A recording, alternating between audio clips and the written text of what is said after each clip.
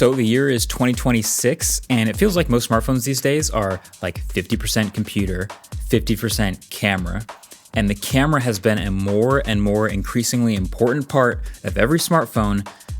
But what if we just went all the way? What if it was just all camera that happens to have a phone attached to it? So this is a Leica camera, but now this is the Xiaomi 17 Ultra Leica edition. Everything about this just kind of screams, I'm really trying to buy a camera, and then the rest of the smartphone is kind of secondary to that. And it starts all the way from the unboxing. So from the jump, they make it very clear that this is a Leica edition with their heavy use of that logo. You get the phone in the box, of course, but just to lean all the way into the camera feel, you also get this custom case with MagSafe magnets built in, which also has a Leica logo on it.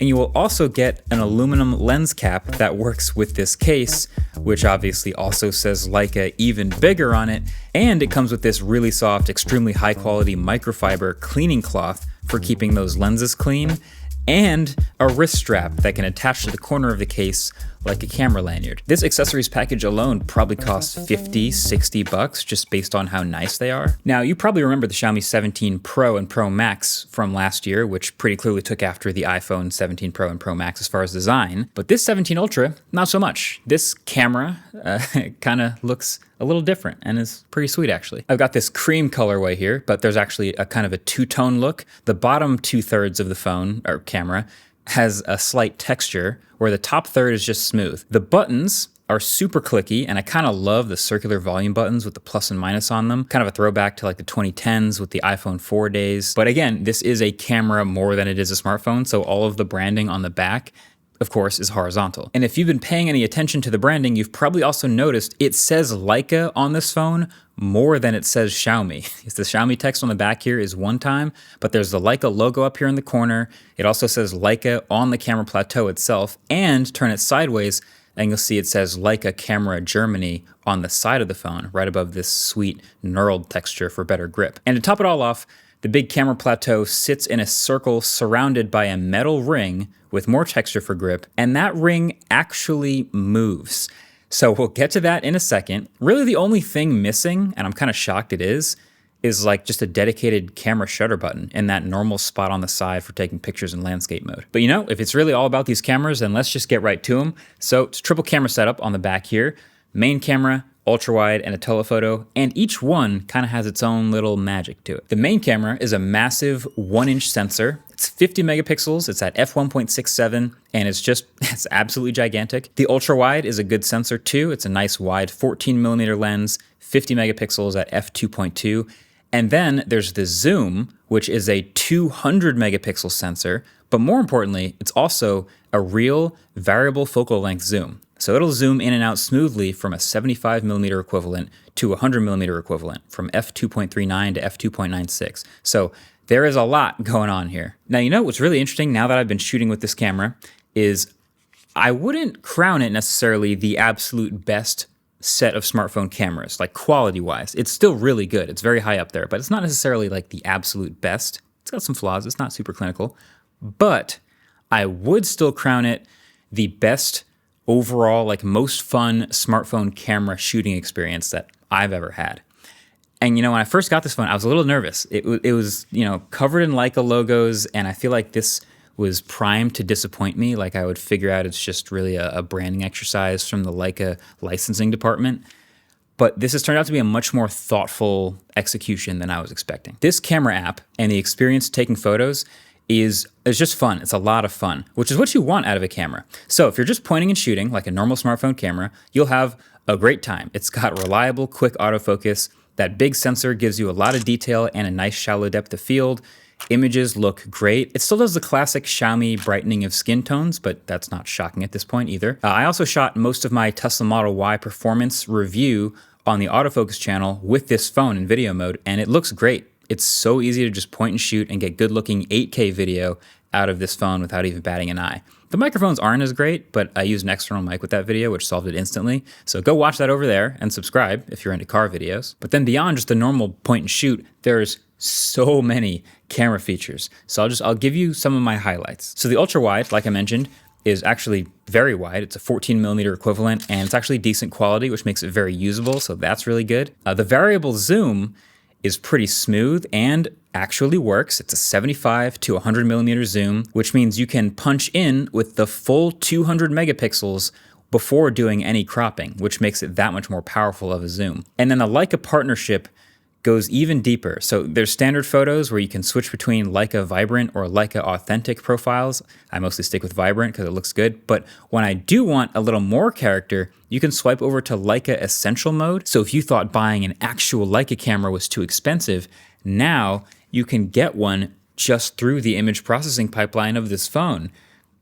Kinda, I'm exaggerating a little bit, but it is worth noting that this isn't just filters. It is actually built into the capture process, so you can't like undo it at all. So the M9 is locked in daylight white balance and obviously is more contrasty and has a different color profile, but it looks really good. Still sharp, but a little less processed looking and more organic. It's just fun to take more artsy looking photos with this. Then the M3 is monochrome. But again, it's not just a black and white filter, it's actually emulating Leica Monopan 50 film, so it's contrasty, it has less dynamic range, it also has a nice grain to it. These are obviously not the highest quality photos of all time, but they are fun. There's dozens of other subtle looks that you can switch between in the camera app too, and there's a ton of other camera modes.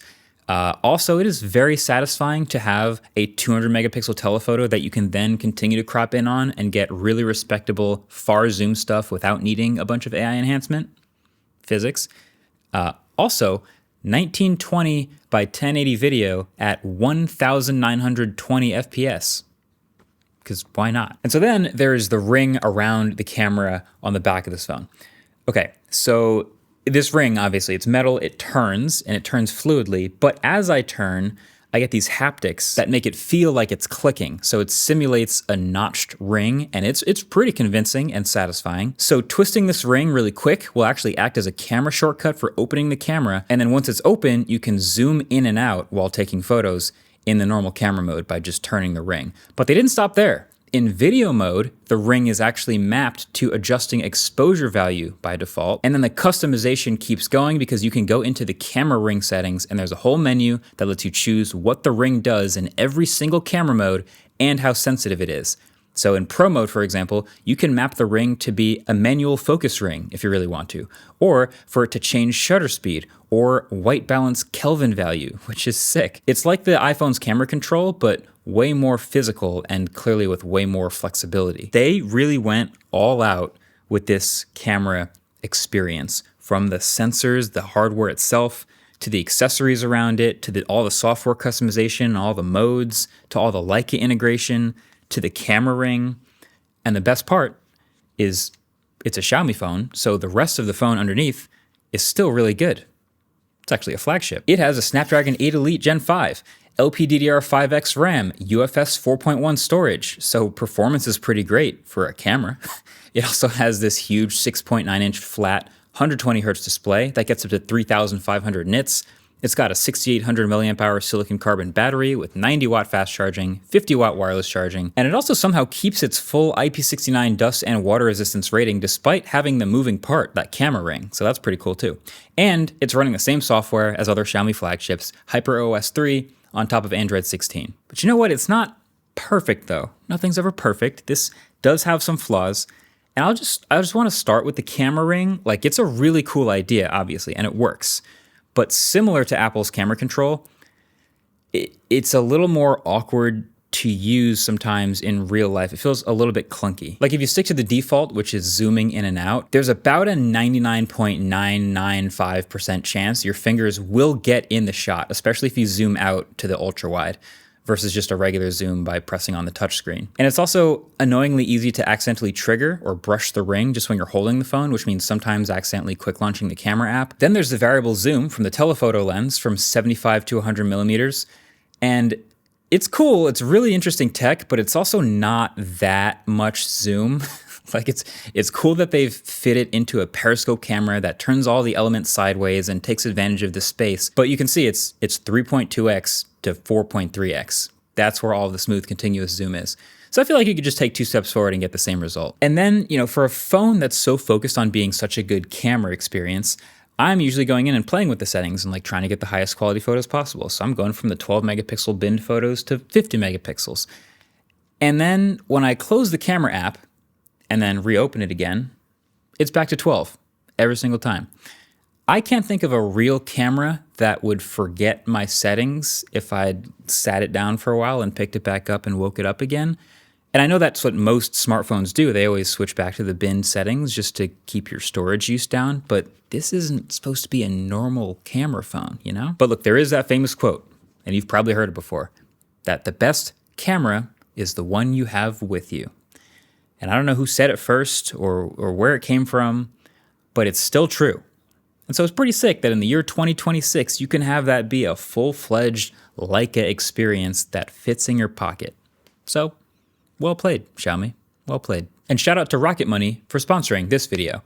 Because it's January, and so it's, of course, resolution time, and I'm sure I'm not alone, but one of my resolutions is to clean up spending, and Rocket Money has been the perfect tool to help me do that. It automatically tracks all my transactions in one place, and as you can imagine, when I first connected all my accounts, there was immediately a couple subscriptions that it shows that I'm paying for that I kind of forgot I was paying for. But then the best part, I think, is that you can cancel them right in the app with a couple of taps. So that was just a great beginning of the year task for me, saving the hassle of digging through emails and dealing with customer service and trying to accomplish the same thing in other ways. And then the nice thing is once you're in, you get a bird's eye view of all your finances. All my accounts are in one dashboard, so checking, savings, credit card, so I can actually see how much I spend on video gear versus other more responsible things without logging into 5 different apps. And I also like that it automatically categorizes all spending, so I can see the breakdown. I'm pretty sure I'm not the only one who is a little surprised by how much you eat out versus groceries, but now I know.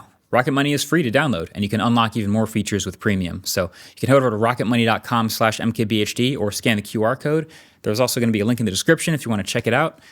Thanks for watching. Catch you guys in the next one. Peace.